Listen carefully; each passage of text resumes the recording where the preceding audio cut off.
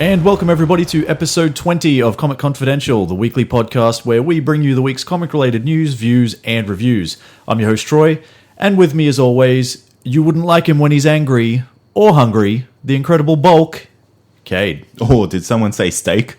No one said steak. Oh. They said a lot's at stake. A lot's at stake? Yeah. Oh, who said that?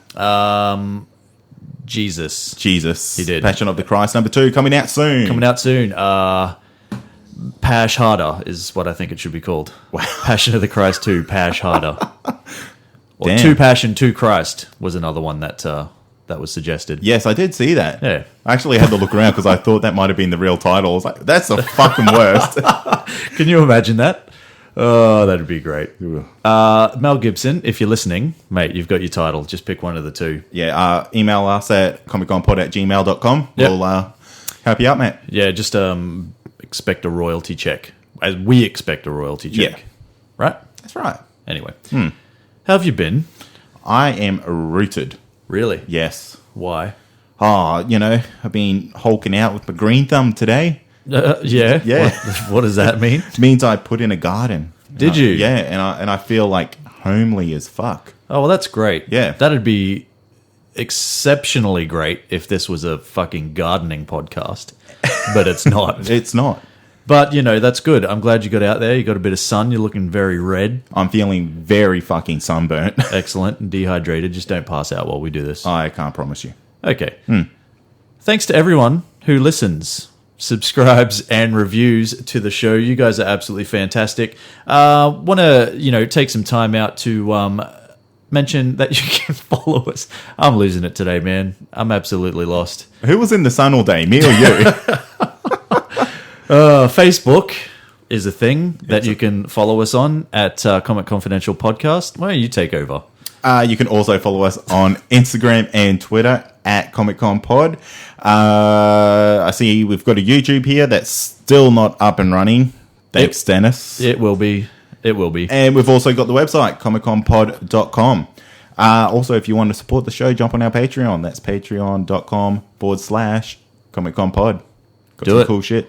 Shirts, stickers, postcards. Yep, featuring, yes, the new artwork that we have got done up by @Hamwise on Twitter. Absolutely. Hamish. Hamish. Yeah. What an absolute freaking legend that guy is. That is amazing artwork. If you haven't had a look, jump on Facebook or Twitter. I put it on Instagram as well. It's everywhere. It's everywhere. I like it. It's great. Jump on, have a look. The kid does amazing work. So thanks very much, Hamish. Again, @Hamwise on Twitter. Go follow. Yeah. Let's talk some news. Let's talk some news. You want to talk some Disney news? No, it's not really Disney. It's Pixar. Yeah. Talk some Pixar news? Yeah, let's do that. Finding Dory. I know you've been waiting for this. Oh. For like the last 13 years since Finding Nemo came out. On the edge of my seat action. Yeah, well, it's taken $9.2 million in its first day. And let me tell you, that's actually a record for really? Pixar, yeah. So that's, like, when you think about it, that's beating things like Minions, Toy Story 3, Despicable Me 2, Right. Inside Out. All freaking great movies, by the way. I'm surprised they don't actually take more than that. Yeah, well, if you look at it... when you get $90 million opening weekends and... Well, this is a single day, and a single day is a Thursday. So you've got to like put it into perspective. And when it hits the weekend, they're predicting well and truly, like, hoping that it's going to get pretty close to 120 million, which is huge. That's like X-Men Apocalypse more than X-Men Apocalypse opening weekend, and that would be I think it'd go close to... No, it would be. It'd be the all-time best for Pixar. Wow. I just checked my notes. You heard it first. Best movie ever. Yep. Look, it does look pretty good. Haven't seen it yet, but I will certainly get out there at some point and see it. Fantastic. Because I really did like Finding Nemo. That was good. Yeah. It's not stuff we normally talk about, but Yeah, I like all those movies. Yeah. They do a good job. And I make reference to that later on. Oh, I'll keep an eye out for it. Keep your ears keen. I can't wait.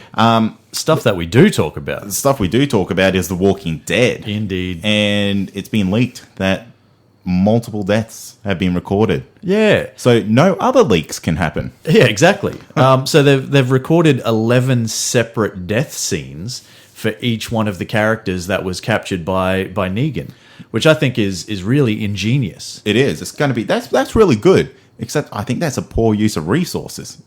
Really? Why is that? What a waste of money. But I think what I read earlier today is that they were sort of saying, in this day and age, and with drones, especially, drones are the problem. Oh, because, really? Yeah, because people send drones over the set, and you can't really, like, most of the time you can't even tell, or, there's nothing you can do about it. Yeah. But yeah, people will fly drones over, and it's capturing all this footage, and then they leak that. That's crazy. It's like, just wait. Like, just wait until it comes on TV and just watch it. Like, you don't need to know, do you? Is it going to change your life? That's some crazy level, antics to just find out, isn't it? Yeah, it's crazy. But, that's fine. But, they've taken matters into their own hands, and they've shot 11 separate deaths, so you cannot know who it actually is. That's right. Or they're just saying that they've done that in case any photos actually do get released. And then they're like, oh, no, look, we shot 11 of those things. That could be anyone. Yeah. You know what I mean? So who knows? Cunning. Are you still leaning towards Abraham, as we spoke about previously on a previous show? Yeah, I think so. Yeah? Don't want to change it? Abraham and Maggie. Yeah. Like I said, they don't need no damn other baby on that show. Yeah. It looked like she was probably on the verge of, losing the child anyway. Yeah. Because she was quite ill. I don't know if they didn't get her to a doctor, so I don't know what was going to happen. I know you don't like no damn babies, but I've still got Abraham. Yeah. We'll find out. Yeah.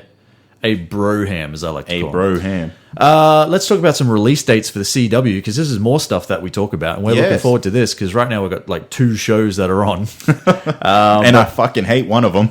Do you? Yeah. Still not digging it. We'll get to that. We save the rage. So we have got quite a few that are coming back in October, as they always do. It's usually around Comic-Con time, I believe. Yes, they come back. Also around your holiday time. Yeah, I'll be gone for 4 weeks. Yes. There'll be a stand-in. We'll be grooming someone in the upcoming episodes. We will. Keep your ears out. I'm off for 4 weeks. Miss me, everyone. I'll be thinking about you all on my holiday. You probably would too. Yeah, probably. Yeah. So anyway, let's look. Stop distracting me. The Flash, Arrow, Legends of Tomorrow, and Supergirl. So the big 4 for CW, all on their way back. I think it's going to start first with The Flash. It's going to come back on Tuesday, October the 4th. Okay. Yep. Yep.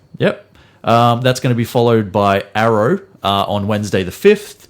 Legends of Tomorrow on October the 13th. So it's going to come a week later on the Thursday. Right. And then a week after that, Supergirl. It's going to make her debut on the CW on the 17th of October. Fantastic. On the Monday. So how it will run eventually, it'll be Supergirl, Flash, Arrow, Legends, 3 days off, and back into it. Awesome. Yeah. Man, that's going to be the most hectic time for us. Oh, yeah. It's going to be awesome, though, because I'm looking forward to, definitely looking forward to the 3rd season of Flash. Yeah. I am now definitely looking forward to the 2nd season of Supergirl. You're looking at me? Yeah. Yeah. Well, Are you not? no, I am. Okay. I am. I was actually thinking about this earlier today, and I was thinking, geez, I wonder if Troy is actually going to be happy about this. No, I am. I actually am. And we've got a little bit more news about that as well. But yes, I am happy. Legends of Tomorrow's season 2 looks good with the Justice Society of America. And of course, Arrow with its 5th season. So that's there. Oh, can't wait. And now, speaking of Supergirl. Yes, we have found our new Superman for TV. Yes. And I'm absolutely going to butcher this last name. I have Yes, no you will. doubt. You will. But it is Tyler Hoechlin. I think you're right. Yeah, there you go. Nailed it. And he is from Teen Wolf, isn't it? Teen Wolf, yes, very much so, from Teen Wolf. So it was announced, a couple of days ago, that he will be cast. Well, sorry, he has been cast as Superman. They're looking at it's only a limited sort of thing right now in the second season. It's looking to only be the first 2 episodes. Oh, okie dokie. Yeah, so it'll probably be recurring. Yeah, but you know, for now, it's the first 2 episodes of season 2. Look, I think, as most people were, we were hoping for a little bit of a Tom Welling comeback. Yeah. But, you know, I'm not hating it. Like, this guy, you know, he does have the look. I think does. He can pull it off. He's got the build for sure. Yep. And he 100% definitely has the backing of, who is it? Showrunner Andrew Kreisberg and Greg Berlanti. There you go. Yeah, it's in good hands then. Yeah, they've both been super keen to work with him for a while, apparently, and now they're going to. So good for them. Cool. That's lovely. We'll see how it goes. Yeah. Look, I have a note here that so we've got some casting news, I guess, for Arrow. So with Arrow, they're going to apparently they're bringing in a couple of new characters. They're bringing in another vigilante. Another one. Yep, DC's Vigilante is going to be like a character. Oh, right. And Rick Gonzalez is going to join as a vigilante called Wild Dog. Yes. Yeah. Now, is he a good guy or is he a bad guy? Well, he's actually, I think he'll be similar, like in a similar vein to Roy Harper, in the sense that he'll kind of be like a protege to Oliver Queen. Yes, that's what I thought I read. Yeah, so it's kind of, he's going to, he'll probably... Do you remember? I think it was season 3, and it was Laurel Lance before she became the Black Canary. Yeah.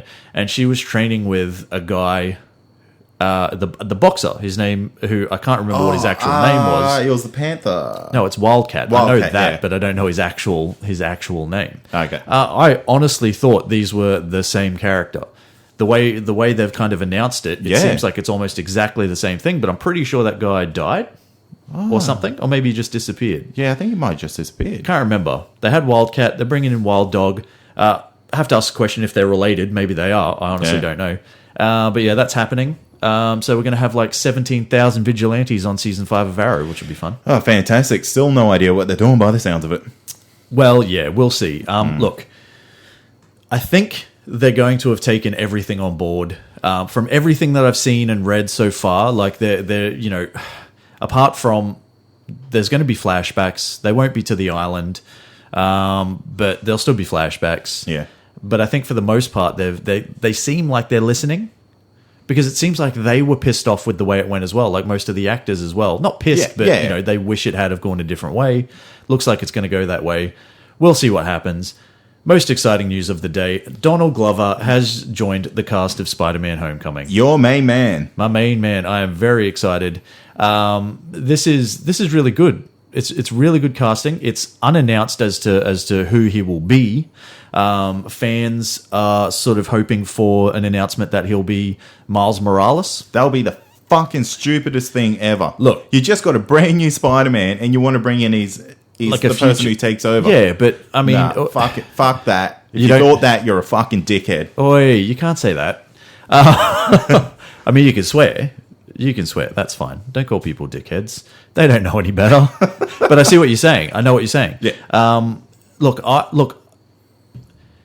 It's not going to happen anyway. For starters, if they did, the character would have to be majorly adapted from the comic books, because the kid is just a teenager himself. Yeah. Donald Glover is obviously not a teenager at all. At all. You know, by any stretch of the imagination. So unless they heavily adapt the character, look, he's not going to be Miles Morales.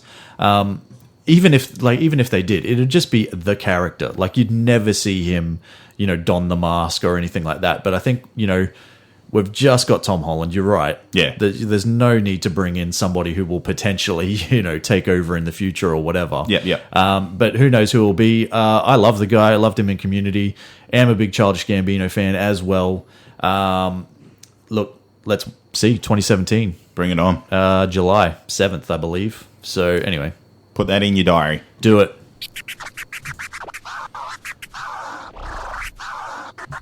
And that's going to bring us to the Weekly Wrap, the segment where we wrap up all the week's, aka 2 TV shows. And this week we start off with Preacher. titled The Possibilities. Preacher starts to gain an understanding of his abilities. Cassidy meets with some familiar faces, and Tulip gets closer to completing her job. Is that her just fucking off? Well, no. Unfortunately for you, she's not going to leave anytime soon. Yeah, I know. Look, cold open this week again, which is good. It looks to be our first mention of the secret society of the Grail. Yes. And our first look at her star, which is cool as shit. Now, I know you personally haven't read the comics. No. But this is one of the main, well, not one of the main, I would say the main antagonist of the show. Really? So it's basically he is trying to get Jesse to become the leader and the face of the Grail, which is a secret society which has its hands deep within the governments of the world, and Illuminati confirmed. Deep within the pockets of governments, owns the president, etc., and basically controls every single little thing that we do. Fantastic. We just don't know about it. So it looks like that's, and it's cool that that's where they're going to go, because I wasn't sure how they were going to play it, because they've kind of introduced a few things where it's kind of like, okay, is he going to be the bad guy? Yeah, that's right. And it's like, is he going to be the bad guy? And now they've introduced this as well. But I still think these cold opens will gradually just lead to something that'll lead into the next season, probably. Yeah. Okay, cool. Yeah, I think we'll spend most of our time in Anvil. Yeah, doing whatever it is. Anvil, Yeah, no, that's good. Yeah, because like we said last episode, we had 3 antagonists and we're only 2 episodes in. Yeah. So now, we still have those antagonists, but now we kind of know where we're leading to. Exactly. Fantastic. Or do we? I need a sound effect here. Yeah. We got our first official AMC intro to the show. Yeah. Which is good. It was good. It only took 3 episodes. Which is a bit weird. Someone must have dropped the ball over there. Yeah, I don't know. Okay, I don't expect it on the pilot. That's fine. It doesn't have to happen. You would think, though, by the second episode, they would probably already have their little intro with the people's names coming up, and a little bit of music, and a bit of theater in the background or whatever. But yeah, episode 3. But it's cool. Now we have it. We've seen it. It's great. We can move on. What we did get this week is I think we got a little bit more of an insight into sort of what the fuck is up with Tulip, what is sort of pushing her to get Jesse to help her to complete this job so much. Yes. Yeah. So why are you looking at me with that look? Man, I'm just giving you my Tulip, really. Look. Well, we've got to talk about it. So, it seems that, effectively they were left high and dry in the middle of a job. And as she said, that's when stuff went really bad between her and Jesse. Yeah. So it's slowly another story that's slowly unraveling. Probably one that I'd like to be done with. Yeah, they need to pull on that string a little bit quicker and unravel what's going on there. Yeah. Because I am not connecting with it at all. Really? Yeah. It could just be this whole Tulip character, but I think they're just dragging it out. Yeah, well, I think where it'll eventually go is it'll become, they will leave Anvil and it will become like a road trip with the 3 of them with Jesse, Tulip, and Cassidy. I think that'll happen. Yeah. I don't know how long it'll take for us to get there, but that's how the comics are. The comics aren't. It's not in the setting of Anvil. It's basically these guys traveling all across America, right, and getting into various sort of adventures and whatnot. So I think that's definitely where we'll head. I just I honestly think they'll set it up with the first season, and that'll slowly unravel. By the end of it, Tulip and Jesse will have their shit together, and they'll hit the road because of events that happen in Anvil, probably. And can't stay there anymore. Yeah, maybe. But that's just how I see it unraveling. I know, it is a little bit frustrating at the moment because you're just okay, stop saying the word job. Yeah. We understand. There's a job. There's a job. And, it's getting revenge, apparently. There you go. And that's cool. That's great. Jesse seems like he's having fun with his powers now. He does. Yeah, especially with Cassidy. Yeah, making him do a bit of a dance, bit of a fly. Yeah, admit that he likes Justin Bieber. Yeah. Look, this as I've said before, this is something that I really hope they play with more. Yeah, doesn't feature heavily in the comics. I think early on he makes Cassidy stand on his head, and then later on he says something else as well. And, like there's not much of the use of the power overall. Okay. But, it looks like that he's going to push it as far as he can. Used it again later. Yes. With the guy whose name I can't remember. Old mate's dad. Little kid's dad. Jeez, that was pushing him to the edge, actually. Yeah. I was like, oh. I thought he might actually have done it. Yeah, so did I. But then he kind of clicked and realized. And again, that's when he kind of said, I'm about a different life this time. And he left Julep again. And we're back to square one. And they'll probably fight about it in the next episode as well. Yeah. But speaking of Cassidy, because he is probably the highlight of the show. Yeah. Would you agree? Yeah. Oh, easy. Yeah. Easy. So he meets the mysterious strangers again. So basically, they're again trying to get the still unnamed entity from Jesse. So they jam pack themselves with like guns and shit, and head to toe, some all riot sorts gear. of armory, whatever they can get their hands on. Almost get to the church. Bam!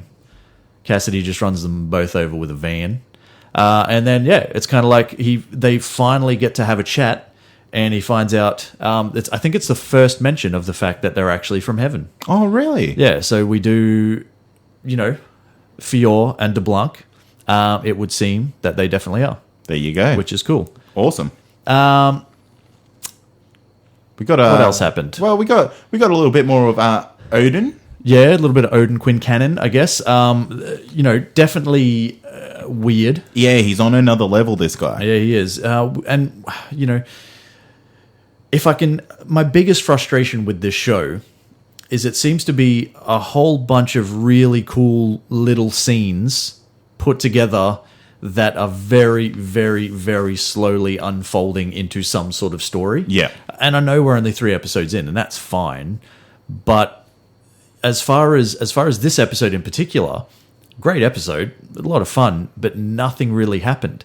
And it's again with this Odin Quincannon, we're now 3 episodes in. The guy's probably said 2 sentences in total. He's up to something. He's going to be one of the main antagonists or whatever. But nothing is really happening with him. But definitely weird. Yeah. Definitely intense. Definitely not as weird as the comics version yet. He may be. I don't want to say sex with meat, but I'll say sex with meat happens. Right, there you go. But we'll see how that goes. But Watch out, arse face. Yeah, well, we'll see what happens, because it's just, it's frustrating in the sense that that's 3 times now they've introduced him. And haven't really paid off who he is, what he's doing. Yeah. Unless you've read the comics, like you. You're kind of like, okay, you keep showing this guy, but like, what the fuck is he doing? Yeah. All right. What do you rate it? I still liked it. Like, I still thought it was really good. Like, I'm really enjoying this show. That was my only real gripe. Yep. The fact that it's, it was a really enjoyable episode, but it didn't do anything really to advance the story, other than the cold open, and other than, I guess us kind of getting a bit more of an idea about, what is making Julep so mad. Yeah. But 4 out of 5. Yeah. I'll give it.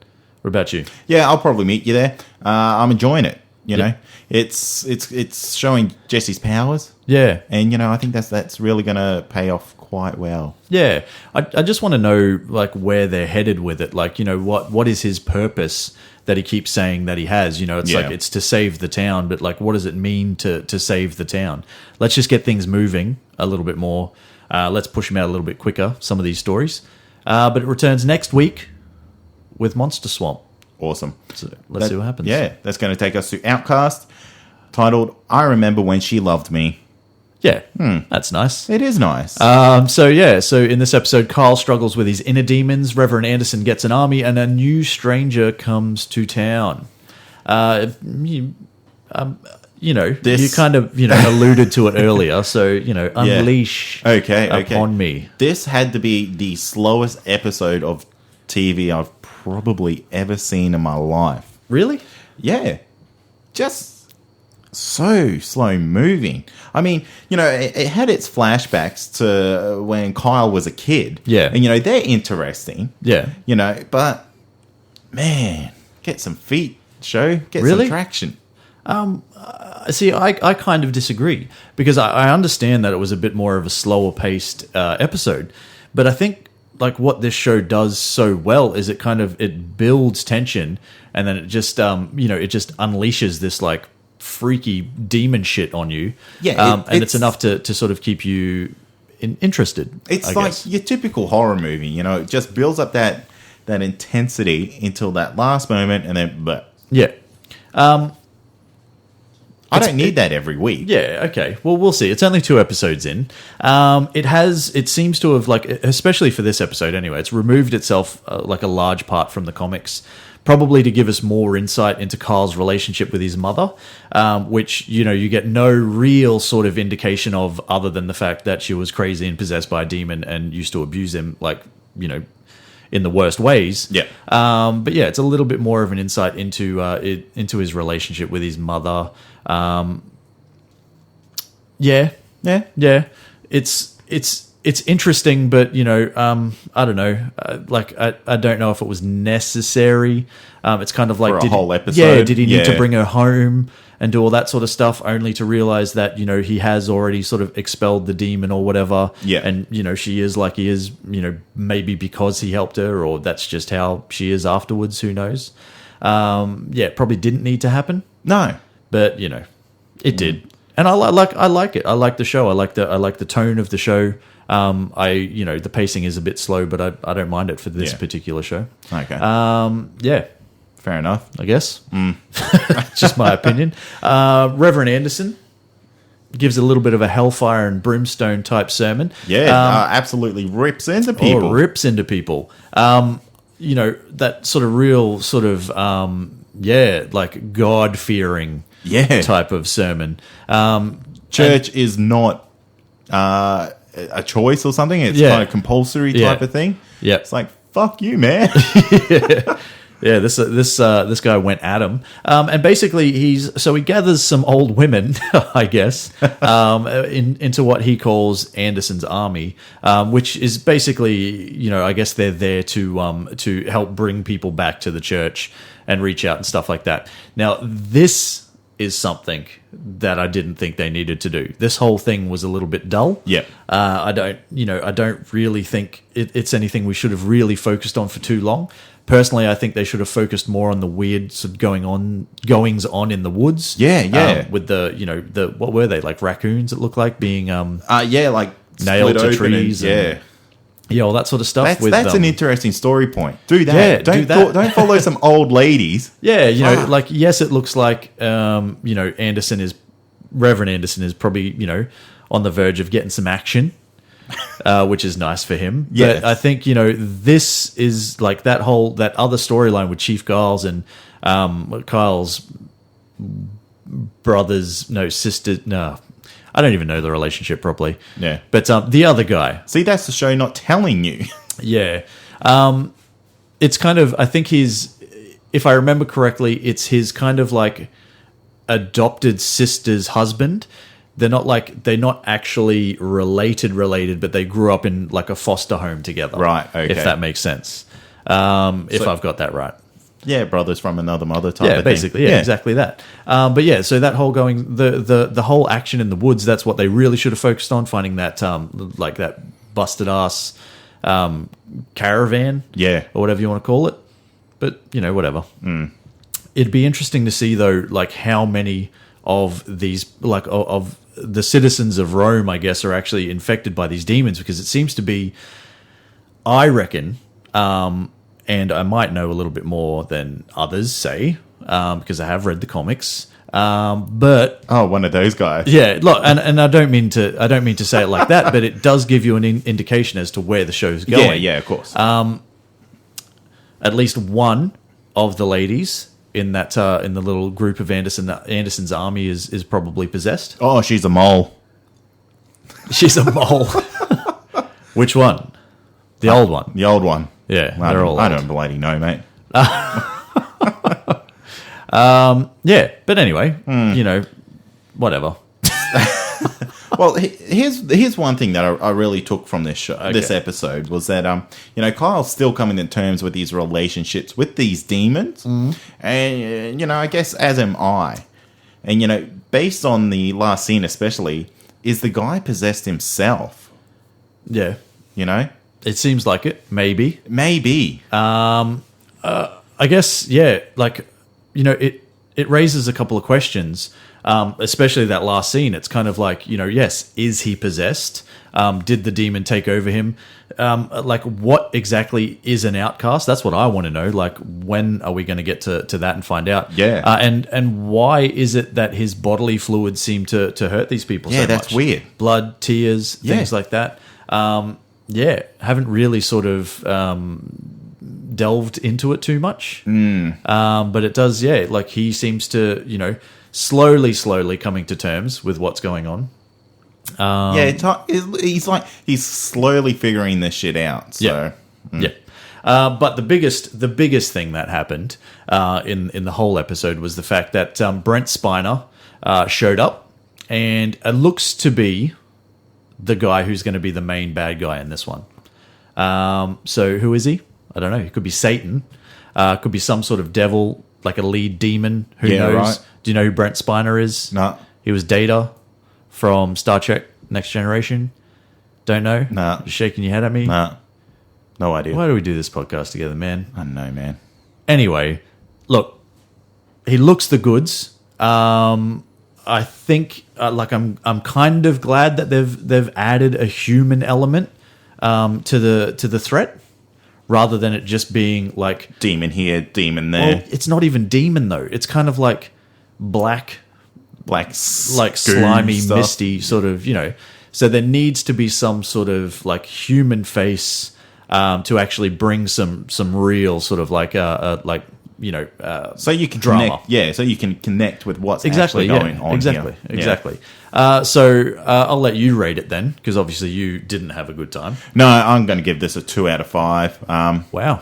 Yeah. The only thing that I really enjoy about this show is how well it's shot. Yeah. And, I do like how it builds a suspense, but it just feels like I'm watching a horror movie every week. Yeah.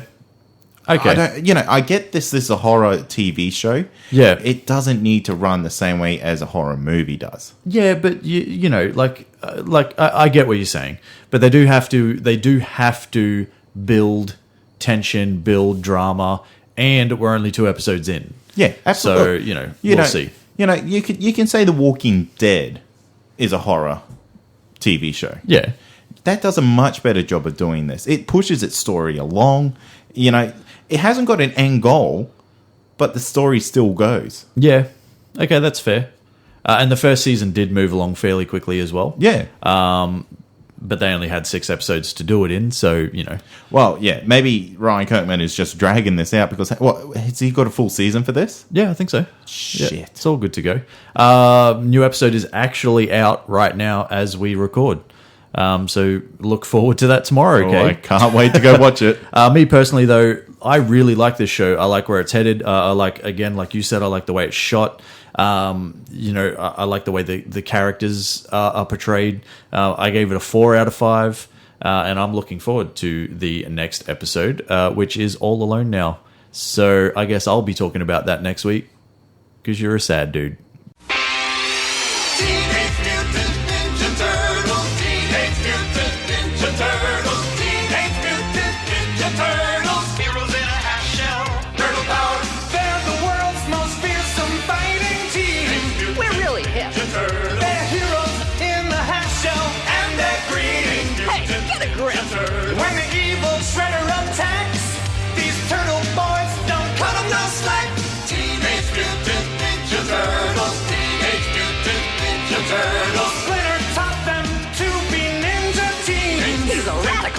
Leonardo leads, Donatello does machines. That's a fact, Jack.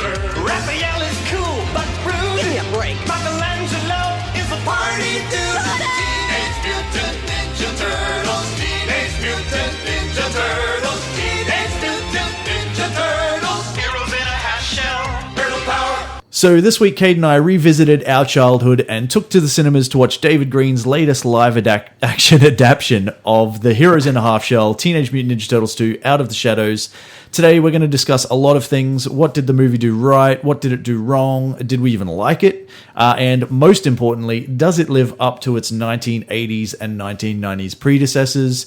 First, let's start with a little bit of financial news, as we always do, and then we'll get into the pros and cons. Yes. So it's been out for 2 weeks now in the States, 1 week here in Australia. Yep. It has made $122.5 million worldwide so far. Yeah. That's not bad. That's not bad. And it had a $135 million budget. Yeah. Yeah. The first one took about 493 million worldwide, so that would be classified as a success, even though it seems like we're almost, judging movies on whether they hit $1 billion now or not. Yeah, we're critics now. Well, yeah, basically, we're experts. I wonder if this movie will do the same. It's had a very soft open elsewhere, worldwide. Hasn't made a lot of money. I don't know if it's going to have the legs to last. But, we'll see. I mean, Teenage Mutant Ninja Turtles are Teenage Mutant Ninja Turtles, man. I mean, people will be excited to see it, even though the first movie was what can only be described as a ton of shit. A ton of turtle shit. Yeah, in my opinion. Yeah, that's fair. Yeah. I watched it and I was like, eh. Yeah, I was meh. I wasn't like, oh my god, this is the fucking biggest load of shit I've ever seen in my life. Yeah. But I was kind of meh. It was alright. Yeah. But it's not the Turtles like I know them. You wouldn't chuck that into your DVD collection. Negative. Yeah. So you want to talk some pros and cons? Yeah, okay. I'm going to let you start on some pros. Because I think you like this movie a little bit more than I did. Yeah, maybe. First of all, for me, I guess the biggest thing you got to look at is it's a lot better than the first outing. The Turtles get a lot more of a focus in the sense of character building, which I think is good. And for a little while, at least, you sort of actually care about them. For a brief second, it's like your childhood all over again. Problem is, and I'll talk about it more in my cons, it doesn't last long enough. It's kind of more, it's the first third of the movie. And then it kind of just becomes a bit of a mess towards the end, and everything else is, it's just sort of the same thing that you always see. That doesn't sound like a Michael Bay movie at all. Well, it's not a Michael Bay movie. He was a producer, though, wasn't he? He was a producer, and, you can tell that he had a lot of influence. You can see the Michael Bay dust is sprinkled all over this. Yeah, but it was David Green, who is a self-professed Teenage Mutant Ninja Turtle super fan, and I feel like you saw that. In parts. Yeah. Not the whole thing, but in parts. It's unmistakably a nod to the 1980s animated series, which is awesome, because that was awesome. The very first series. I didn't... As much as people say the new animated series that they've got with the kind of like 3D-ish animation. Oh, no, fuck that. Or whatever it is. Yeah. I can't get into that. Nah, that ain't my thing. But that's okay. A lot of people think it's really good. Another thing I like, though, is the fact that they took the advice of fans, or fans and critics, of the first movie, and have re-envisioned a couple of things, I guess. And one of the things that they did that with was the look of the Turtles themselves. Yeah, they looked a lot better in this one. Yeah, they did. They had less gadgets for Donnie, less armor for Leo, less jewelry for Mikey. I still prefer the basic look of the suits from the original, like if you remember them. Like the rubber suits. Yeah, I'm not saying I prefer the rubber suits, but basically it was the simplicity of them. It was a bandana here, a mask, a shell, and something like holding their weapons to them, and that was basically it. It wasn't all this. Even Donatello didn't really have any of this, and yes, it was like the 1990s when these movies came out, but like he didn't have any of this like high-tech gadgetry just strapped to him. Like he did in the first movie. It was insane. Yeah, he had shit all over him. Yeah, but they've definitely streamlined it, which is cool. And I think the overall look of them as well, I feel like they fixed that a little bit, because they all looked quite weird. Yeah. In the first one, I know they're based on, like as an example, Michelangelo, his face is based on like Bill Murray. I think Donatello's face is based on Leonard Nimoy, but Spock from Star Trek, not necessarily Leonard Nimoy, but Spock. Yeah. That sort of thing. So I know like they've gone for specific people. Yeah. Raphael, Clint Eastwood, whatever. But I feel like they've fixed it a little bit, which is cool. Yeah, they look a little bit more refined. Yeah, one thing I really did like is Johnny Knoxville didn't return this time as the voice of Leonardo.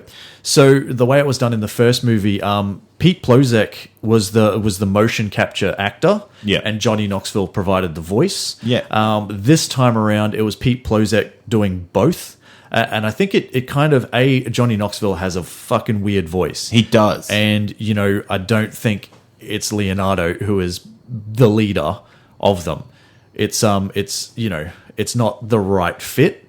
Pete Plozek did a much better job. And I think it helped that the same guy who was actually acting as the character got to speak as the character. You can tell that happened a lot smoother, I guess is the word. Didn't mind Brian T as Shredder. Brian T, you might remember from The Wolverine. He was one of the mains in The Wolverine. Yes, he was. Didn't have a lot to do, but a much, much better incarnation of the character than the first one. If you remember, it was just, I don't know, it's just like, let's jam as much armor as we can on this guy, give him, you know, like he just looked ridiculous, basically. Didn't look like the streamlined cheese grater of the originals. But he looked a lot better. A little bit disappointing that he didn't get a lot to do. I also will talk about that a bit later. Bebop and Rocksteady. I loved them. I thought they were great, and it's finally we actually get a live action version of these guys. And while not perfect, they were pretty damn close. Got to give big ups to Gary Anthony Williams and Sheamus, who actually has a real name, but Sheamus from the WWE for adding a much needed life and laughs into this movie. I think, you know, they were a very, very off-putting, disgusting kind of live-action version of them. But it does actually suit the characters from the animated series. Down to a T. If people are confused and they think that, is it really the first time we've seen them? Yes, it is. In Teenage Mutant Ninja Turtles 2, Secret of the Ooze, it was Tokka and Razor. Yeah, they were direct rip-offs. Yeah, they were. Because there was a licensing thing with the cartoons that they couldn't use them. Yeah. How fucking stupid's that? I know. Considering I would have thought at the time everything was still owned by the same people. Yeah. Mirage Studios. Yep. But obviously not. Like something obviously went wrong somewhere. That's so weird, isn't it? Yeah. But this movie, the one thing that I take away from this is the fact that, you know, it was actually pretty funny. In parts. Yeah. For me, I had some actual genuine laugh out loud moments. I think the biggest one is probably where Michelangelo is introducing the rest of the Turtles to Casey Jones, where they're trying to get Casey Jones, you know, to run at the giant rat. Yeah. Like that sort of thing. When Michelangelo introduces Vernon to Casey Jones, it's kind of like, he's okay for a guy that can't even bench press. Yeah. Like just random stuff like that. Like it makes, you know, but it's funny, man. And that's classic Ninja Turtles. Yeah, for like, sure. That's the way it should be. I love Will Arnett. I love Will Arnett and pretty much anything Will Arnett's in. And look, I guess, you know, my final kind of point is that for fans of the original stuff, we got a lot of really good sort of fun flashbacks to our past. You know, we got Krang and the Technodrome. We got a brief look at Dimension X. We got the Turtle Truck, the Purple Mutagen, Bebop and Rocksteady. We got Casey Jones, even though I have some major gripes that I'll talk about later. But, you know, that for me, man, that was, you know, it was good. It was a good look back into my past, and I think it did a lot better job than the first one. Yeah, I'm happy with it. Cool. Happy enough, you know? Yeah, fantastic. So what do you want to do? You want to talk your pros then too? Yeah, okay. Yeah? That sounds good. Okay. You know, I've got a lot of points that I probably agree with you on, so we're going to double up a bit. But, That's you right. know, everything in this movie felt like it was an awesome throwback to the original TV cartoon series. Yeah. Everything. You know, this did a much better job than that first movie. You could almost have that first movie deleted from, you know, movie history. Don't worry about it. This one is the one that you need to see. Yeah. The turtles, they look fantastic. Yeah. They look like some super jacked bodybuilders with shells on their back. Yeah. And I dig that. You would. In the first one, they kind of, blobby type of things. Yeah, they were still quite like formidable, I guess. Yeah. But the problem more so than that is the fact that you never really got to see them. Because they in the first movie it focused so much on April O'Neil and Shredder that you sort of barely got to spend any time with the Turtles, and the movie is called Teenage Mutant Ninja Turtles, for fuck's sake. And that's something that they've refined the look. There were a lot of budgetary constraints for the first movie, and that's why you don't see them as much. There you go. And when you do see them, they're kind of half hidden. Yeah, they're running around doing shit.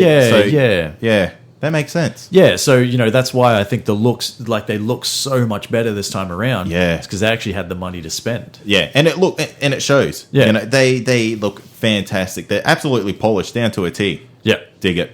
The Falcon, Will Arnett, my man. Yeah, he is seriously fantastic in everything. Will Arnett, yeah, man. Yeah, he cannot do anything wrong. That guy. I legitimately have not seen anything Will Arnett is in that I've hated. Yeah. Just putting that out and there. You know what? I don't care if he basically plays the same character in every show that he's on. Yeah. If you think about it. Which he does. It's still good. Yeah. He's just, that lovable goof. The guy who's trying way too hard. Yeah. It just makes it look good. Yeah. Just makes it look good. He's awesome. We love you, Will Arnett. Love you so much. We got to see a super minor Transformers cameo. Yeah. Not what I was expecting, because, there was a lot of talk about this happening in this movie. Because of Michael Bay, obviously. Yeah. And it was talks of a Bumblebee cameo. Ah, see, I did not know that. Yeah. We kind of got it. Yeah. in the sense of a guy just doing some pretty kick-ass cosplay. Yeah. Yeah. But imagine that was your costume. That'd be cool as shit. That is cool as shit. There's guys on YouTube who's got shit like that. Oh, really? Yeah, man. It's awesome. Fuck yeah. I want to be those guys. Yeah. Yeah, but that's interesting. There are a few little hints to Transformers throughout the movie. Yeah, absolutely. Michael Bay, just like you're a producer. Yeah. You can have input, but the movie doesn't have to be yours. That's right. You're getting your own fucking Transformers movie in a couple of months anyway, One mate. that nobody in the world has asked for. Yeah. Anyway. That's for another podcast. Bebop and Rocksteady, man. They are just awesome. Yep. These guys made the movie for me. Yeah. I'm not going to lie. Yep. Kids will love them. There's so many fucking fart jokes. Yeah. But they even dropped the first dick joke I've seen in a while. Really? Yeah. Look in their pants. Hey, my man. Yeah. So both incarnations of them, so the human version and the Rhino and Warthog. Yeah, I thought the human incarnations of them. Yeah. Nailed it perfectly. Yeah. You can see that. You could see one of them being the Rhino, one of those being the Warthog. Yeah. Perfectly done. Yeah, I think they did a really good job. Fantastic. And I really hope if this makes enough money to warrant a threequel. Yeah. I want that to be a pretty big highlight. And I'll talk about that a little bit later in my cons. Yeah. The action scenes, man, they were pretty entertaining. Yeah. Forget that physics do not apply in this movie at all. Yeah. Which is basically everything, because I'm mostly going to focus on the plane scene with Raphael. Yeah. That guy should have been smeared. No, all man. over that. Nah, that plane man. is moving at probably 600 kilometers an hour. No, Troy. you don't know. You don't know how fast it's going. And he pulled his chute. He pulled up a bit. He might have just hit it at the exact necessary speed and angle to be fine. You don't know physics. Look, I can't. He's a Ninja Turtle. Look, I cannot complain about the physics of this movie, because this is a movie about talking turtles. Exactly. I have to understand this. Krang, he looked fucking amazing. Yeah. He looked unreal. He did. He didn't have that high squeaky voice that he did in the cartoon. Yeah. But I didn't care about that. Well, it's probably a large part of that. The original voice actor that was supposed to be Krang, Yeah. Fred Armisen, Saturday Night Live veteran, stars in Portlandia now, kind of probably would have been able to bring that. But because of scheduling conflicts, he was replaced with Brad Garrett. Yes. Who is... look, I don't know what else he's done other than be Raymond's brother in Everybody Loves Raymond. I was going to say, Yeah. that's the only other thing that you probably ever really see him in. Yeah, And he's been in quite a bit of stuff, I guess. But yeah, but that's... And, you know, and that's... He's a huge guy. Yeah. He's going to have that sort of, you know, more like booming kind of voice. yeah, I guess, he a has bit. that very strong, deep voice. Yeah. But it still works quite well because he talks in the characteristics of what Krang is. Yeah. Works perfectly, in my opinion. Yep. He was a lot bigger than what I thought he was going to be. Yeah. He looks big enough to not even having to worry about that robot suit. He looks like he could hold his own. Probably. And you see that when he's kind of pushing Shredder around. Yeah. You know, Shredder ain't no bitch. He ain't. He ain't Or is no- he? Well, kind of is. We'll get to that. Yeah. The Technodrome, you know, it was pretty rad for what it is. Yep. Not what I was expecting it to be. I was thinking, you know, classic cartoons. Yeah, yeah. But- so you wanted to see it like on sort of like a platform with tracks Yeah. or something like that, yeah. Yeah, and you know, maybe it was coming. It just didn't get finished. Yeah. Well, it was being built on top of a building, or was it standalone? I think it was just floating up in the air on its Yeah. own Because how were they then fighting on top of the building?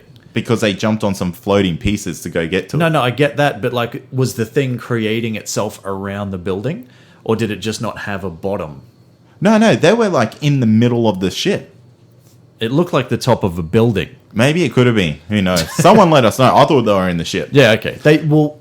They should have been. Yeah. Because it's a giant sphere. Yes. So technically, if it was almost complete, other than those last two pieces, No, they were, because if you remember, they had the fucking drone that had the little beacon, and they flew it out of the ship. yeah, Still could have been around a building. I don't know. Yeah, who knows? Anyway, And I'm going to finish on the end credits song. The 80s theme song crossed with Go Ninja, Go. yeah, That was cool. that was cool. Vanilla Ice is cool still. Yeah.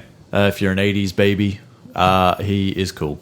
Well, I don't care what you say. Shut up. Yeah. He's cool. Yeah. So overall, had some very good pros. Yeah, absolutely. This movie is extremely funny. Yep. You know, it was a lot funnier than I thought it was going to be. Yeah. You know, we watched this movie together, went on a bromance date, Yep. It and was lovely. it was I lovely. had a good time. Yeah, it was great. Cons then, Con? which, you know, how much time have we got? Oh, mate, let me have a look. We're only 50 minutes in. We've We've got plenty of time because we're going to need it. Yeah, we are gonna need it. Can I kick them off? Yeah, So you know, as go I'm first, on my roll. for sure.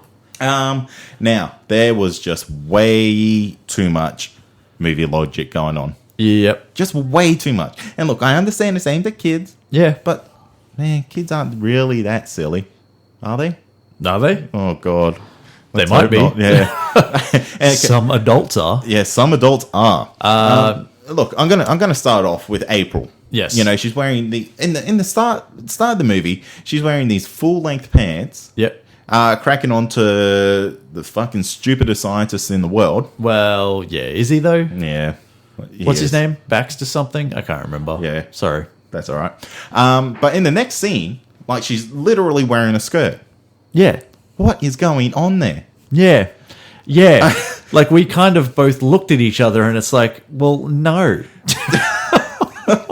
Like, literally walking in jeans. Yeah. And then picks a skirt off the rack, does not stop. No. Bam, ties her shirt Shirt up. up. All of a sudden, she's not wearing any pants. She's just got the skirt on. Oh man, David Green, man, you can't let shit like that slide. that's too shit. That's lazy. Look, everybody probably wants to see, you know, Megan Fox dressed like that at some point. Oh, I reckon that's Michael Bay's influence. That Look, scene directly. guaranteed. Slow motion on an angle, lights in the fucking background. Look, I thought those two actually hated each other. Who's that? Michael Bay and Megan Fox. Like, I thought Michael Bay back in the Transformers 2 Revenge of the That's Fallen right. or She whatever. Kicked a massive stink, and he's like, Yeah. well, fuck you. I don't want to work with you anyway. That's right. And that's why she was kind of replaced for the third movie. That's right. But obviously they've kissed and made up because that was straight up Bay. Money talks. Money talks, I Yeah. guess. I also want to point out that April was wearing the worst fucking blonde wig I've ever seen in my life. She looked ratchet. Ratchet. Absolutely fucking terrible. Yeah, look, yeah, that's fair. It's a costume, doesn't matter. Yeah. You know, like, but yeah, at least get something that's probably, you know, you're not going to look at and go, are you wearing a fucking fake wig? Yeah. Like a fake wig, like there's a real one, but you know what I mean. And you know what? Actually, in that same scene, man, her fucking technology little watch thing, Yeah. that's absolute fucking bullshit. Why? Come on, man. Like, it's out of range, can't hack. You know what I mean? Like, the specific things it's telling her? Yeah. It's ridiculous. I'm pretty sure it wasn't far off that. Yeah, and, yeah. And, you know, that's... I have to go back. This movie is for kids. Yes. The kids have to understand that the the phone was just a little bit too far away to continue hacking. Yeah. I guess my point would have to be, though, if the technology is that advanced, would it really need to be within a 3-foot radius of the iPad or whatever it was that the guy had in the first place? Surely, if your technology is that fucking good, you could have it from, like, the other side of a bar, at least. Fucking Bluetooth works for 10 meters. Well, there you fucking go. Yeah, that's what it fucking should be doing. Infrared, which is like the older shitty technology that we used to swap songs with on our phones, it like works for ages as long as you've got a direct line of sight. Yeah. Jesus Christ, Wankers. Donatello. Get your shit together, mate. Another thing that is a little bit too movie logic-y is the scene where the manhole covers are getting shot out of the turtle van. Yep. At these ridiculous speeds. Yep. Be cutting those motherfuckers clean in half. Yep. True. Those guys would be dead. Yeah, again, it's a kids' movie, Cade. I know. So, you know, if we can just move past these movie logic things, mate. Okay. That was my last one. Now, here's one of my biggest gripes with the movie was Stephen Amell as Casey Jones. Yeah. You know, that's really enough said right there. He wears a mask for basically 1 to 2 scenes. Yep. And talks with it on. Yeah. It's fucked. That's so fucked. What a waste. Yeah. What an absolutely waste. You know, Casey Jones was made to look like an absolute fool in pretty much all aspects of his life in this movie. Yeah. He was pretty much pointless to this movie. He could have not been in this movie, wouldn't have made a difference. Yeah. Yeah. Apart from name itself, like Yeah. here is Casey Jones. Yeah. Yeah. Oh, and he doesn't even bench press. That's a con. Who doesn't even bench press? Yeah. You guys? Right, you guys? Now, there was one thing in this movie. It was the subplot of let's turn human. Yeah. I didn't really like that. So the whole humanity aspects which surrounded like the whole sort of thing, like that, you didn't buy into that? No, not at all. And it was really thrown away quite quickly. And I mean literally thrown against the wall. No. Yes. I'm going to disagree with you, Cade. Nah, fuck you. These guys are turtles. You're never being human. Yeah. I don't think... The movie logic for this does not work the other way around, surely. What? So if I'm like a human, I would never want to be a turtle. No. Okay, so the logic in this movie is that every human has evolved from an animal. Right. So they have traces of that DNA, you know, going back through their ancestors. So this is what the mutagen... Yes. Yeah.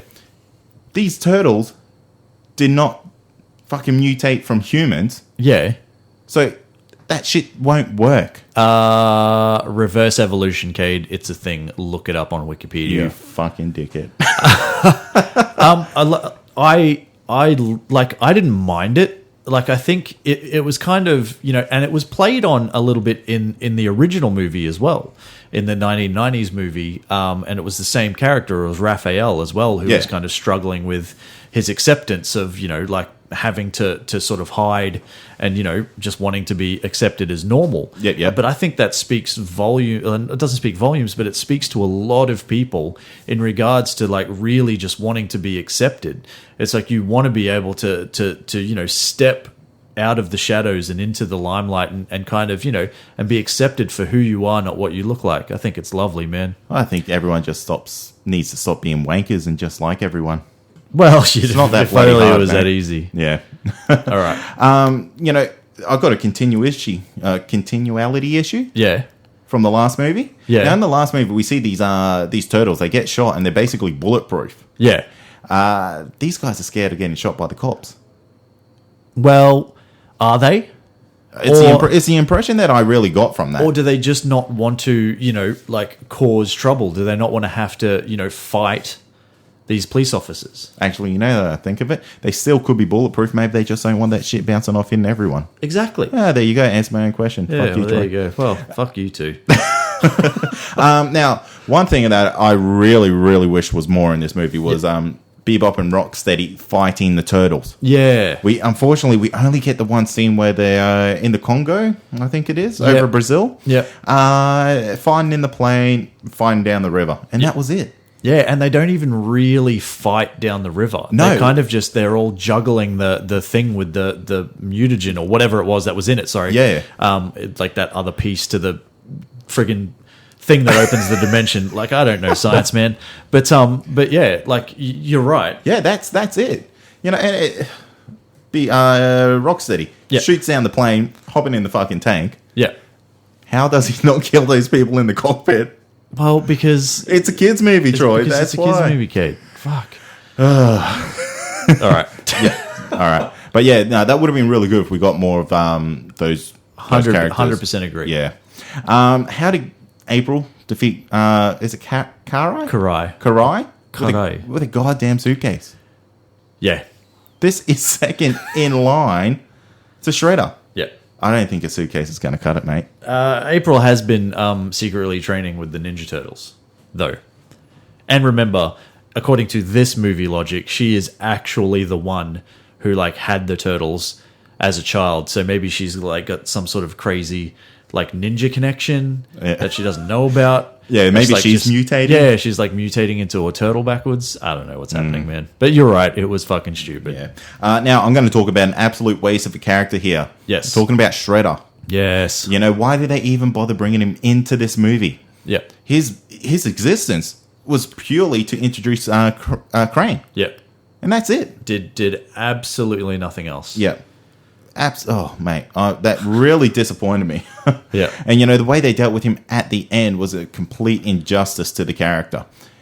We already got an injustice for him in the first one. Yeah. In the first movie. Yeah. Big robot. That's bullshit. Now, freezing him and placing him into into Crane's collection was just lazy. Yeah. I have nothing. I can't say anything. Yeah, all right. Talking about laziness. Yeah.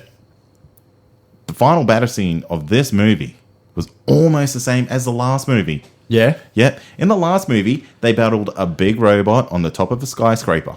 Yep. And in this movie, what did they do? Yep.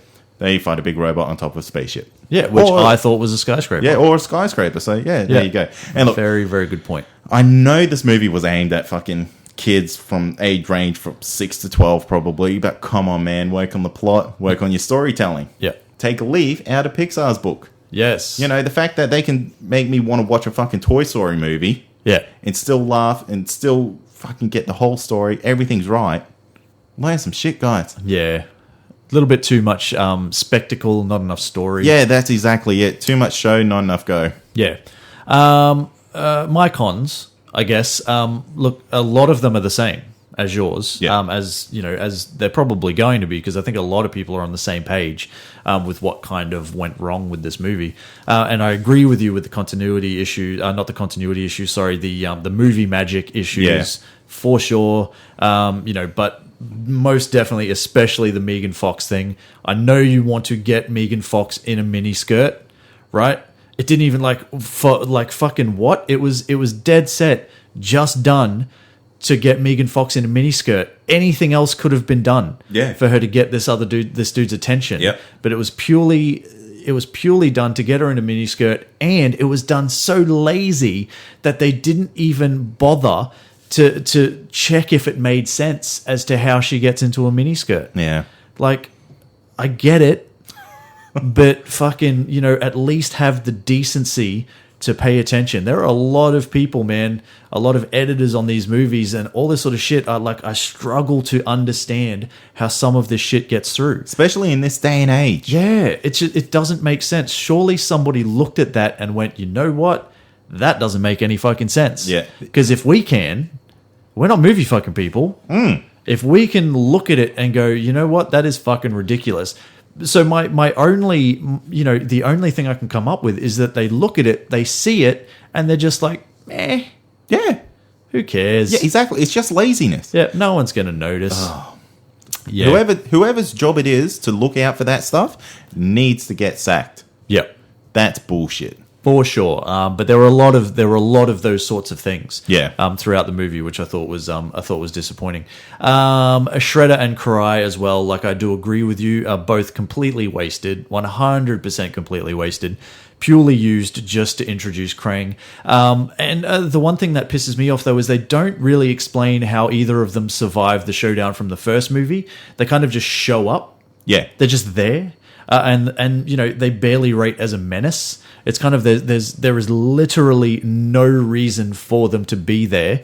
Krang could have like captured the fucking scientist guy, Baxter, whatever his Stockman, I think his name is. Yeah. He could have captured him and said, "Hey, find these fucking pieces of these things and bring me like the fucking turtles." Exactly. Or whatever. Whatever he wanted. You could have ruled the world open the with me. dimension. But yeah, it's kind of like, oh, well, Shredder is a thing in Ninja Turtles. Let's bring Shredder back.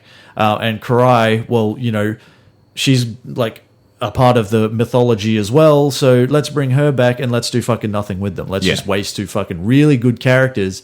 Shredder, man. Shredder. Wasted again there. I don't want to talk about it because I'll start getting the shit. Yeah, yeah. I also agree with, sort of agree with Casey Jones. So Stephen Amell's Casey Jones. Look, honestly, give me Elias Koteas any day. From the original movie, 1990, Casey Jones. That was so much more what an actual depiction of Casey Jones is supposed to be. It's not really Stephen Amell's fault. The character wasn't really given much to do. It was kind of just brought in, just kind of like, oh, this is a Casey Jones character, you guys. At some point, he's going to wear a hockey mask. Yeah. And he's going to have a hockey stick. And fucking inexplicably, he's going to pull some fucking wheels off a chair and he's going to wrap them to his boots in duct tape and they're going to be the perfect fucking skates. How did I fucking not put that in my cons? Now, don't get me wrong, because that scene was actually really good, where he is basically, single-handedly trying to take on Bebop and Rocksteady. Yeah. Like, the whole thing was good. I think, like, whoever it was, who was running through the cars? That was Casey Jones. Chasing him. Chasing it. Oh, it was Rocksteady. It was it Rocksteady? Yeah. Yes, of course. It was Rocksteady. So that whole thing was done really well, except for the fact that he got these skates from basically similar to the chairs that we're kind of sitting on, just for It's that movie magic. It is, and then happens to find a steel beam that is shaped exactly like a hockey stick. Yeah. Like, come on, man. And the duct tape was just And there the duct tape was just fucking lying around. I know it's a warehouse, and every warehouse probably has duct tape, but he didn't even have to move. Yeah. It's like, here's a bunch of busted chairs and some duct tape. Strap that shit to your boots and fly, son. go crazy, Mighty Ducks. V formation. Yeah, flying V.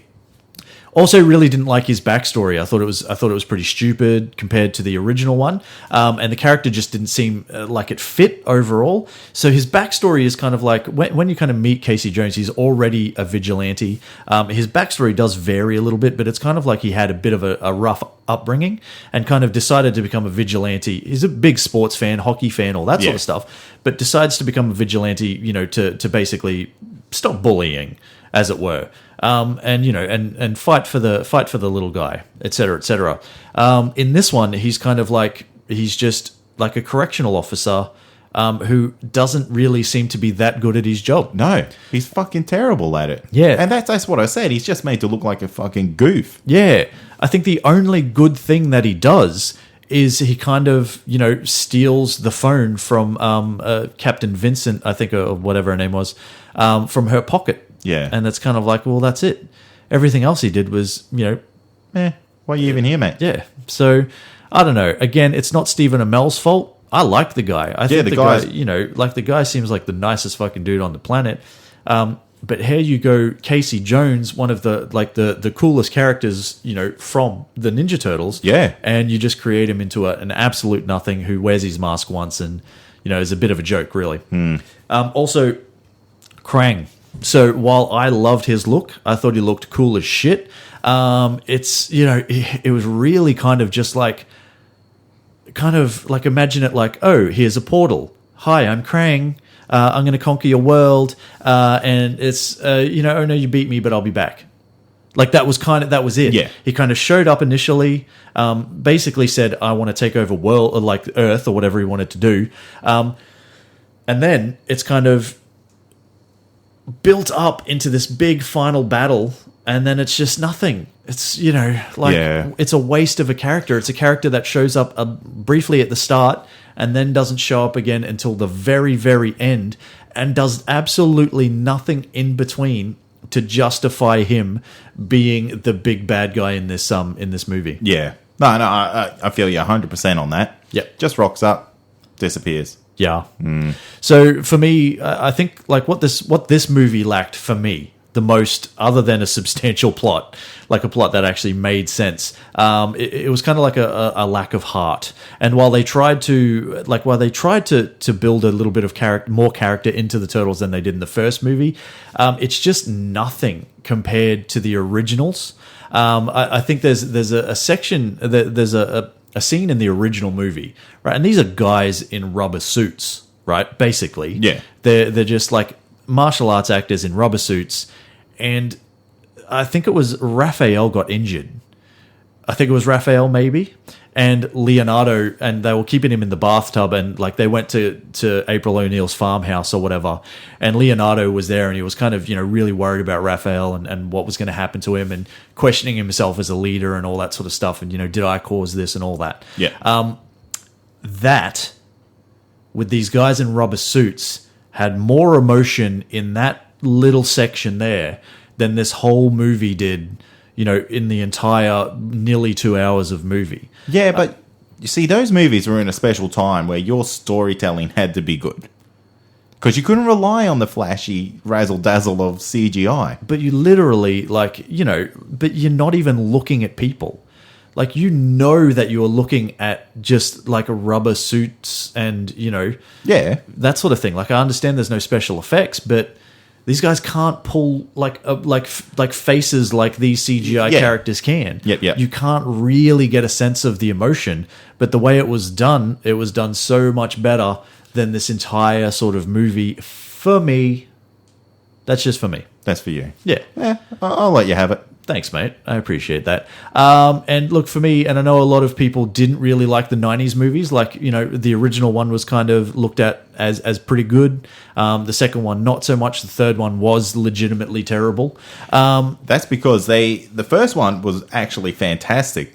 The ones after that, the fights were completely almost cut out of them because they were considered too violent. Yeah, okay. That's ridiculous, isn't it? Well, yeah, considering they're Ninja Turtles. Yeah. Yeah. Look, but, those four turtles in their costumes, no CGI, they actually gave you something to care about. Whether it was Raph wanting to be normal, Leonardo trying to decide, whether he's a good leader or not, you actually gave a shit about them.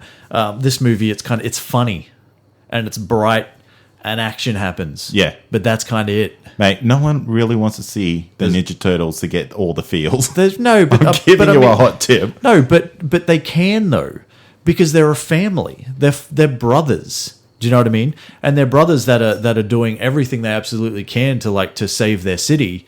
But there is no emotion whatsoever, and there has to be, man. I don't care what you say.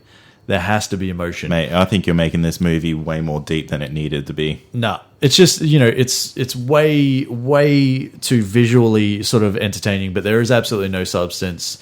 A lot of people say that the old movies don't stand up to the test of time. I rewatched both of them in the lead up to this, and I think they do, man. Well, I watched both because I don't believe Turtles in Time exists. Fair enough. Yeah. I think you and the rest of the world. Yeah. So for me, that is the biggest problem. Right. So waste of good characters. So waste of Shredder, waste of Casey Jones, waste of Krang, no substance, no story, just bright, flashy fun. Right. Which, yes, is for kids, but this movie, man, these kids weren't in the 90s, were they, when we were? No. Or the 80s. Yeah, when or we the were. 80s. You know what I mean? Oh, yeah. This shit is for us, man. I don't give a fuck about no kids. When do we? Never. Ever. Yeah. All Fuck right. them, man. Teenage Mutant Ninja Turtles is my thing. That's right. Sick of your shit. All right. Do you want to rate it, or do you want to talk some Easter eggs? Oh, look, we probably don't really have to. I guess a couple of things. There was a cameo from the creator of Teenage Mutant Ninja Turtles as Kevin Eastman. So if you haven't seen the movie yet, or if you already have, it's the part in the opening scene, which I actually thought was a lot of fun, like the opening scene, and then they end up at the New York Knicks game on the Jumbotron. By the way, that was, if you're going to do product placement in a movie, just do it well. There's pizza on my Nikes. Are you saying do it like subtly? Yes. Yeah. Come on. I don't need that shit thrown in my face. Yeah, it wasn't subtle. Yeah. But it was funny. There were a few cameos from NBA basketball players and all that sort of stuff, which was fun. But the cameo from Kevin Eastman, he's actually the pizza delivery guy. So when they swing past and they grab the pizza off him, that's Kevin Eastman, co-creator of the Ninja Turtles. Ice Ice Baby is playing in the bar when Casey walks in. That's pretty cool. They play ninja rap at the end. As you said, it's a mishmash of ninja rap and the theme, which is pretty cool. I don't know. Anything else? The Heroes in a Half Shell is the horn noise on the turtle van. Yeah, that was pretty cool. Yeah. The whole turtle van was pretty cool as well. Yeah, that was. That's going to be some big merchandising there. Oh, yeah. Big time. And apparently the entire inside of the turtle van was real. There was nothing CGI'd. Really? Yeah, which is cool. That is awesome. In this awesome. day and age. Very cool. Fuck, that would have cost a fortune. Yeah, maybe. But they actually spent some money on something other than, CGI, which is cool. Alan Ritchson, who plays the Raphael character, both motion capture and voice. Yes. Was Aquaman in Smallville. Yeah, she did point that out to me while we were in the cinema. Yeah. Because we were paying so much attention that we weren't taking notes at all. Yeah, not at all. Maybe that's why we didn't like it so much. Yeah, maybe there was a really, really good story that we just missed because we were too busy on our phones. Looking at IMDb and Wikipedia. And Wikipedia, sorry. And I was on Twitter a bit. Yeah. So, whatever. Yeah. Obviously a sign, though, that the movie isn't dragging you in. And that's right. Isn't capturing your attention. So what do you rate it? What do you want it to be? What do you want it to be? I want it to be better than it was. All right, no, seriously. I'm going to give this movie a little bit of credit. Yeah. The movie wasn't trying to be anything but what it was supposed to be. Yeah. And that's a kid's movie, a fun movie, aimed at kids. Yeah. That's all. That's all it was. That's all it was. Can I just say, though, right, why does everything have to be aimed at kids? Because that's what sells. But think about this for a second. Let's go back just briefly and talk about Finding Dory. Okay. Right? How the fuck is that movie aimed at kids? Because this movie that came out like 13 years ago. There are people that watch that as a kid. And they'll be 25, 30 years old now. However old they are now. And they'll be like, fuck yeah, I want to see a sequel to that. I love that movie when I was a kid.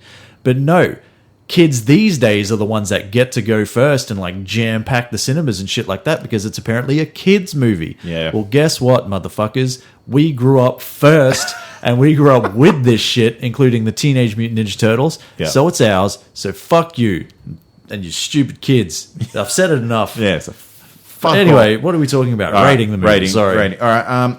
I'm going to give this 60 out of 100. Yeah? Yeah. Okay. That's where it sits. And that's below average. For you? Yeah. Yeah. I'll give it a... look, I agree in the sense that it's definitely, like the movie is doing exactly what it's supposed to do. It's supposed to be bright. It's supposed to be flashy. It's supposed to be funny. And, it's just supposed to be a big mess of action and scenes. Yeah. But, again, I don't care what you have to say because these movies are supposed to have heart and they're supposed to have a story that actually brings out some emotion in you, so you actually give a shit. Fucking Ninja Turtles, Troy. Man, Shut up. You are dead set reaching way too hard. No, for this. like I don't think I am. I honestly don't think I am. And I know the animated series, like you go back and it's not exactly a mess of emotions. It's just like fun and the characters are funny and all that sort of stuff. But there's substance, and that's the most important thing, Cade. Substance, mate. This movie's not going to win any Oscars. No, it's not. But that doesn't mean just because a movie isn't going to, isn't like exactly going to be like a critical success. Doesn't mean that it can't at least try. 65 out of 100 for me. I did actually enjoy it. Like I didn't hate it. Yeah, I had fun watching it. I had a good time. But for me, it's closer, but it's still not Ninja Turtles. Yeah. And that means it's time for our final segment. Get to know your favorite hero, brought to you by Kasplat Comics and Collectibles. Whether you're a passionate fan or a comic newbie, check out kasplatcomics.com.au, or you can visit their Facebook page, Kasplat Comics and Collectibles. Check them out. We'll leave a link in the show notes as well, as we always do. Yes, we do. And this week, since we're talking all things Ninja Turtles, let's take some time to talk about the comics that spawned one of the most recognizable and beloved pop culture identities of all times. Mirage Studios, founded via a tax refund and a loan from Dad, was created in 1984 by Kevin Eastman and Peter Laird, after Eastman drew a comical-looking turtle wearing a mask and brandishing a pair of nunchucks, for those playing at home. Both guys thought the drawing to be exceptionally funny, so they decided to draw 4 more, with each of them specializing in a different weapon, gave them a rat sensei, named them after Renaissance artists, and wrote what was intended to be a one-shot comic, also leading them to create Mirage Studios in order to release it. So what started as a parody of hit 1980s comics like the New Mutants, Ronin, and in particular Daredevil became such a hit they started an ongoing series which lasted for decades, and as history will tell you, it helped spawn a massive franchise which includes 4 television series, 6 feature films, numerous video games, and a wide range of toys and merchandise. After a 26-year run, Mirage sold the rights to Viacom and eventually shut down, but not before giving us some absolutely incredible stories and unforgettable characters etched in pop culture history. Naturally, still available in your local comic book store or on sites like Comixology. Newer stories have been created through IDW Publishing, with my personal favorite being Teenage Mutant Ninja Turtles #1, Change is Constant. I guess the moral of this story, if there is a moral at all, is to take a page out of Eastman and Laird's book. Even if you think your idea is a little silly, whether it be a character you've created or a story you've written or a podcast you decided to do with your mate one time, whatever it may be, never underestimate the power of an original idea and the impact that can have on others. Who knows, maybe what you think is stupid might actually be the next pop culture giant, just like the Ninja Turtles, and not this podcast. Not this podcast at all. No. We're just 2 wankers. Yep. But anyway, that's going to bring us to the end of another episode. Yep. Yeah. Stay tuned next week. We'll go back into battle with our Marvel vs. DC Volume 2 episode.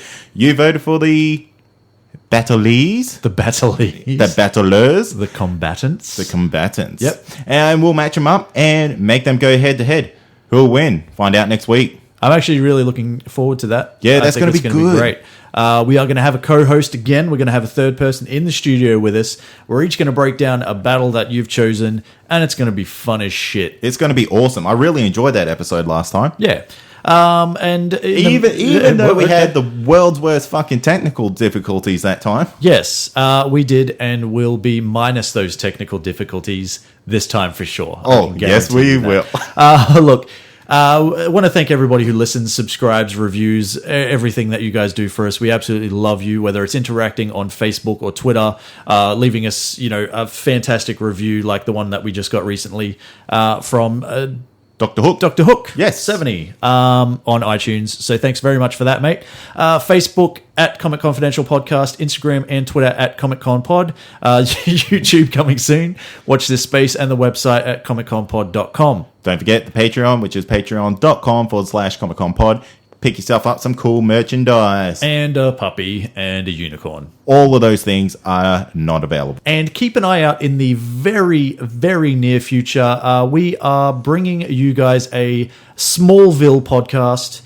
Cade and I are going all the way back to season 1, episode 1, and we're going to release it a season at a time. Yeah, what we'll do, we'll release all 20 to 22 episodes in one go. So you can kind of just go in there and smash it out. Yeah. Have a Netflix and chill day.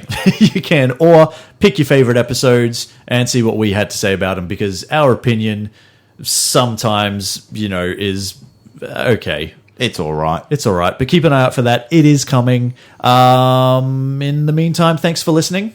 As always, I'm Troy. And I'm Kade. And this has been Comic Confidential. Cheers. Peace. I just want some emotions, man. Is that too much to ask for? Fuck you.